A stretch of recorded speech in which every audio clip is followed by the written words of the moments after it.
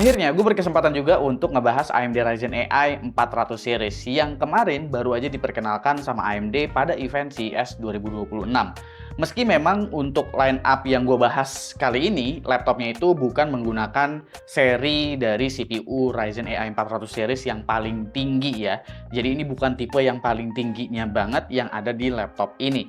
Tapi paling enggak gue bisa mencoba untuk menganalisis kira-kira perubahan apa ya yang bisa ditawarkan oleh AMD untuk Ryzen AI 400 series ini, karena seperti yang kita tahu bahwa AMD Ryzen AI 400 series masih menggunakan arsitektur yang sama, yaitu adalah Zen 5, alias ini adalah versi refreshment dari si Ryzen AI 300 series. Laptop yang ada di gue ini ialah ZenBook 14 OLED dengan kode seri UM3406GA. Tampilan desain tentu nggak berubah banyak ya, karena isinya juga refreshment aja gitu. Tapi gue suka di seri ini karena ada warna kayak matte black atau jet black gini. Biasanya kan kayak gunmetal atau dark blue gitu ya gelapnya. Yang ini oke nih hitamnya. Dimensi laptop ini ada di angka 31,24 x 22,01 x 1,49 cm dan beratnya hanya di 1,2 kg aja. Bagian keyboard seperti biasa, ZenBook itu selalu memberikan keyboard yang huruf-hurufnya tuh pada gede-gede gitu ukuran keycapsnya. Abis itu untuk F1 dan juga Rocky itu jadi menciut banget gitu ukurannya. Tapi ini jadinya enak untuk ngetik-ngetik karena ya hurufnya pada besar-besar semua. Lalu touchpadnya juga dia ukurannya besar dan di sini udah terdapat number pad ya apabila kalian mau mengaktifkan si number padnya. I/O-nya juga bisa dikategorikan cukup canggih walaupun nggak lengkap-lengkap banget karena nggak ada card reader.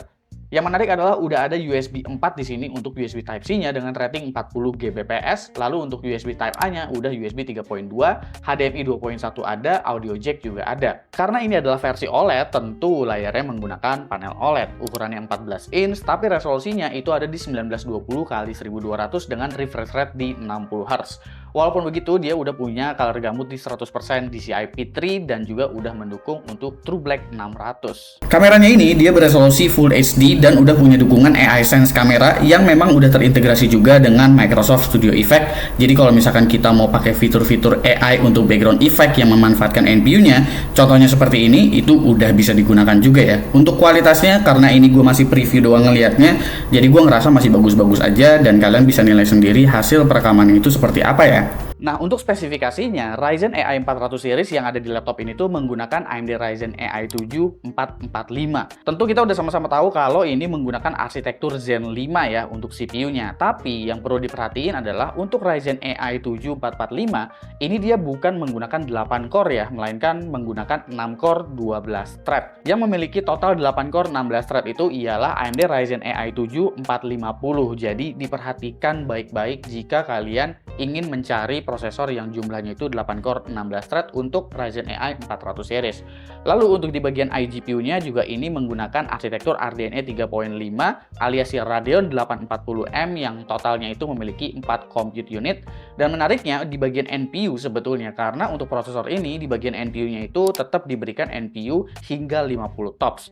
Dari konfigurasi prosesor ini, gue di sini bisa berasumsi bahwa AMD menargetkan sebuah prosesor yang memang bisa memanfaatkan di bagian integrated GPU-nya untuk productivity yang ringan-ringan. Jadi bisa manfaatin untuk encoder EV1-nya misalnya, atau manfaatin productivity dari segi konten AI lokal karena memiliki NPU hingga 50 TOPS ini. Tapi dengan catatan untuk softwarenya juga bisa mengakselerasi si NPU-nya. Jadi untuk produktivitas harian juga sebetulnya masih bisa ditunjang sih, karena kan untuk encoder juga udah cukup lengkap ya di bagian integrated GPU-nya. Terkecuali multitaskingnya itu benar-benar yang lumayan heavy, mungkin kalian bisa consider untuk mempertimbangkan AMD Ryzen AI 7 450 sekalian. Sisanya laptop ini menggunakan RAM 16GB LPDDR5X, NVMe PCIe Gen 4 SSD 1TB, Wi-Fi-nya udah Wi-Fi 6E dengan Bluetooth 5.4, lalu include juga dengan Windows 11 plus Office, Home, and Student. Kalau kita ngomongin soal daya tahan baterai, sejujurnya gue di sini agak-agak kaget sih, karena ini adalah sebuah prosesor refresh gitu. Kalau kita ngelihat di AMD Ryzen AI 300 series saja itu pengujian perokian gua rata-rata ya di 13 atau 14 jam untuk laptop yang memiliki kapasitas baterai di 70 Wh gitu. Tapi setelah gua ngetes laptop ini dengan UL Prokion juga, gua bisa mendapatkan angka 19 jam untuk daya tahan baterainya. Jadi efisiensi dari si AMD Ryzen AI 400 series ini menurut gue cukup luar biasa, dan itu hampir mendekati tipis dari klaimnya Asus, yang mana Asus di situ mengklaim kalau daya tahan baterai laptop ini bisa bertahan hingga 20 jam. Kalau opsi upgrade jangan terlalu ngarep banyak karena ini laptop yang tipis, ringan, sangat-sangat compact juga gitu ya, dan udah menggunakan LPDDR5X yang berarti jelas udah tersolder. Maka dari itu untuk opsi upgrade kalian cuma bisa untuk mengganti SSD bawaannya aja ke kapasitas yang lebih tinggi, nggak ada opsi upgrade lain. Utility seperti biasa ada My Asus, di mana My Asus ini kalian bisa mengatur untuk profiling power atau performance. Habis itu kalian juga bisa mengatur untuk fitur AI bawaan seperti AI noise cancelling misalnya, AI sense kamera tadi, dan lain sebagainya bisa diatur lewat sini. Performance-nya dengan 6 core 12 thread tergolong kencang atau enggak? Setelah gue tes menggunakan Cinebench R23 sih ini tergolong CPU yang memang masih kencang. Tapi ini kencangnya bukan berarti jauh banget dari generasi sebelumnya yaitu Ryzen AI 300 series. Enggak, karena ya ini cuma naik clock sedikit dan masih menggunakan arsitektur yang sama gitu. Tapi ini adalah kategori dari prosesor 6 core yang cukup kencang di kelasnya. Perlu kalian tahu juga bahwa AMD Ryzen AI 400 series itu memiliki TJ Max temperatur di 100 derajat Celcius ya. Dan untuk pengujian gue pada saat menjalankan Cinebench R23 itu maksimum temperaturnya ada di angka 95 derajat Celcius, yang berarti masih bisa ditahan di bawah angka TJ Max-nya pada mode terkencangnya. Tapi ini ya, sekali lagi kalau kalian pakai modenya yang quiet atau silent, itu ya tentu temperaturnya nggak bakalan nyentuh ke angka itu. Tapi dengan mode performance nggak nyentuh ke TJ Max saja sebetulnya juga udah sangat-sangat baik, dan itu berjalan ketika precision boost-nya itu aktif. Kalau kalian pengguna DaVinci Resolve, selamat ya, karena untuk encoder AV1 dari si Radeon 840M itu udah bisa digunakan, bahkan kalian bisa ekspor untuk 10 bit dengan kecepatan yang menurut gua udah lumayan kenceng sih untuk ekspor ke AV1 dan 10 bit gitu. Karena untuk project video yang berdurasi sekitar 13 menit ini bisa diekspor dalam waktu sekitar 9 menit untuk resolusi 1080p. Kalau kalian mau pakai LLM lokal, kira-kira sanggup nggak ya dengan integrated GPU yang totalnya hanya 4 compute unit ini? Setelah gue tes menggunakan si LM Studio dengan parameter 8 billion yaitu model dari DeepSeek, di sini gue masih bisa jalanin sih, walaupun memang kecepatannya hanya di sekitar 4 sampai dengan 5 token per second aja. Jadi paling nggak udah bisa jalan lah. Gue juga melakukan pengujian game sih sedikit, walaupun gue jujur aja kurang begitu menyarankan kalian ya apabila kalian tertarik dengan laptop-laptop yang seperti ini, habis itu kalian fokusnya itu buat main game, nggak seperti itu gitu.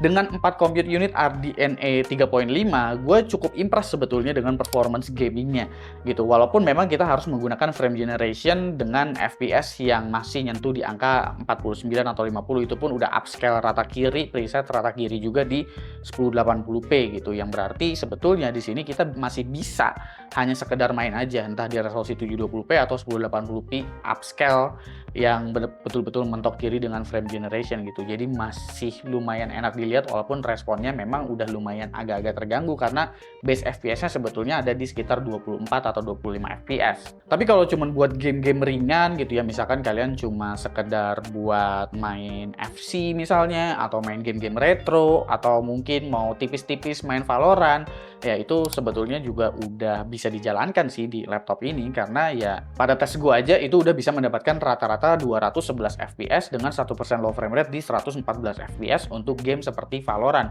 yang berarti secara performance sebetulnya udah bisa lah kompetitif tipis-tipis apabila kalian pinginnya itu mainnya Valorant gitu. Tapi ya refresh rate monitornya kan cuma 60 nih gitu, jadi kalian mungkin bisa tambahin monitor tambahan apabila mau compare tipis-tipis gitu. Lalu yang terakhir adalah pengujian SSD. Menarik di sini ya Asus ya kali ini ya. Dikala harga SSD lagi naik, mereka malah pakai OEM SSD dari Samsung. Dan ini memiliki kecepatan yang sangat-sangat baik tentunya ya, karena kecepatan read-nya aja ada di sekitar 6,5 GB per second dan kecepatan write-nya di 5,7 GB per second. Dan ini udah bisa jaminan mendapatkan kualitas NVMe SSD yang sangat-sangat baik. Good job Asus kali ini menggunakan NVMe SSD yang memang kastanya itu kasta tinggi. Jadi dikala harga lagi tinggi, mereka ya mentokin tinggi aja sekalian kayak gitu. Gue jujur aja nggak punya ekspektasi yang tinggi ya terhadap prosesor ini, karena sekali lagi ini adalah prosesor refresh gitu. Tapi gue di sini justru takjub dengan efisiensi yang ditawarkan. Memang performance itu naiknya nggak sebegitunya heboh gitu, karena sekali lagi refresh. Tapi dari segi efisiensi mengenai daya tahan baterainya gitu. Dengan baterai di sekitar 75 watt hour, laptop ini punya daya tahan baterai yang jadinya itu sangat-sangat panjang. Gue belum tahu apakah di Ryzen AI 7450 yang punya 8 core dan juga yang punya 12 core di seri HX akan memiliki daya tahan baterai yang sama panjangnya gitu. Tapi melihat ini, yang mana biasanya ya rata-rata ya untuk CPU 6 core juga ada di mirip-mirip di 13-14 jam, ini bisa tembus ke 19 jam daya tahan baterainya. Kalau mengenai laptopnya sendiri sih, karena ya ini adalah ZenBook 14 OLED gitu, secara experience belum ada yang berubah sebegitunya heboh juga dari si ZenBook ya. ZenBook masih tetap menawarkan kelas yang memang premium, build quality military grade dia juga yang memang kita udah tahu ini kelasnya memang sangat-sangat berbeda sekali. Build quality-nya mantap dengan ciri khas ZenBook dari dulu yaitu berstandar militer. Kalau harus ada yang dikompromikan dari laptop ini menurut gue adalah di bagian layarnya mungkin yang bisa dikasih refresh rate yang lebih tinggi lagi di 120 Hz misalnya, atau mungkin menggunakan resolusi yang lebih tinggi di 2,8K gitu. Tapi gue sih lebih seneng kasih refresh rate yang lebih tinggi aja sih, karena untuk layar 14 inch juga sebetulnya kurang terasa juga apabila resolusinya itu dikasih 2,8K. Laptop ini dibanderol dengan harga di kisaran 19 jutaan. Harga yang sangat premium sekali untuk sebuah ZenBook 14 OLED yang memiliki 6 core 12 thread CPU dan juga layar yang beresolusi 1920x1200 walaupun panelnya memang panel OLED. Jadi kalau kalian udah bisa berkompromi dengan harga saat ini yang memang semuanya itu pada naik karena harga RAM dan juga SSD yang memang sangat-sangat tinggi peningkatan harganya, gua rasa ya laptop premium sekarang bakalan ada di kisaran 19 sampai dengan 20 jutaan sih memang. Meskipun begitu, layanan after sale ZenBook juga tentu diberikan kelas premium, seperti garansi 3 tahun internasional di 113 negara dan 3 tahun accidental damage protection dari Asus Perfect Warranty VIP. Dan masih ada premium service untuk layanan pengiriman gratis, pembersihan gratis, dan perbaikan prioritas. Kalau menurut kalian gimana? Coba komen di bawah dan kasih pendapat kalian masing-masing, gue pengen tahu. Tapi paling enggak, yang bisa dipastikan laptop ini bukan laptop ODM.